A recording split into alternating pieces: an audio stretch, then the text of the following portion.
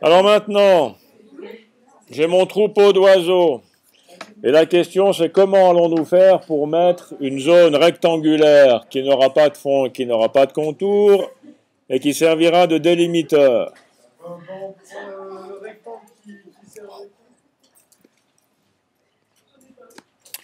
Alors pour ceci,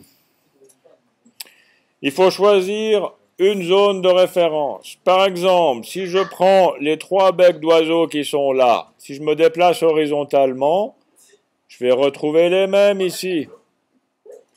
Et si je me déplace verticalement, je vais retrouver les mêmes ici.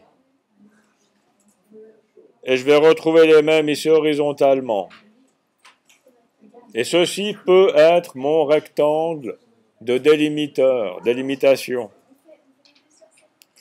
Alors je vais d'abord désélectionner. Je fais un objet qui n'a pas de fond, qui n'a pas de contour. Je prends mon rectangle. Je vais même éventuellement zoomer cette zone-là pour que je puisse être précis.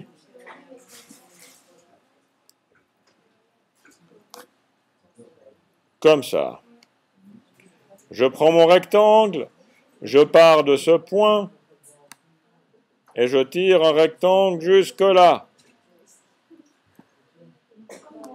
Et ce rectangle, je le mets non pas en arrière-plan, parce qu'il sera en arrière-plan sur le calque oiseau 2. Je vais le mettre sur un calque indépendant, rectangle. Je le déplace sur ce calque, je le mets dessous.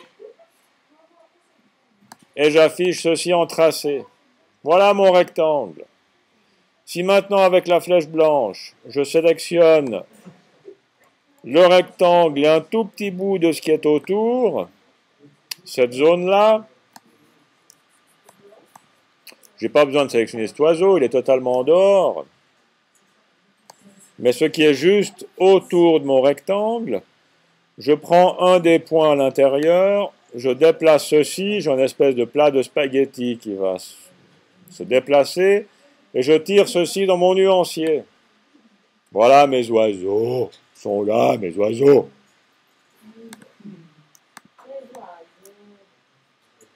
Je dessine une forme.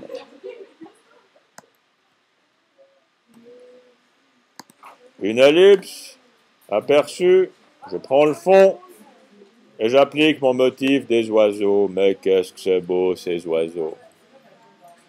À titre d'information encore, petit détail, si je fais une mise à l'échelle, j'ai la même chose, je peux mettre à l'échelle l'objet ou le motif, ou les deux, 30%.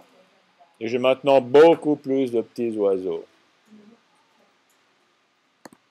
Si je prends l'outil de rotation, c'est la même chose. Je peux tourner soit le motif, soit les objets, soit les deux. Je mets 10 degrés, colle motif, avant, après.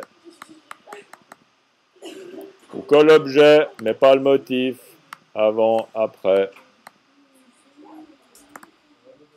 Donc le déplacement, la mise à l'échelle, la rotation et la symétrie ont la possibilité d'agir sur l'objet ou sur le motif de l'objet.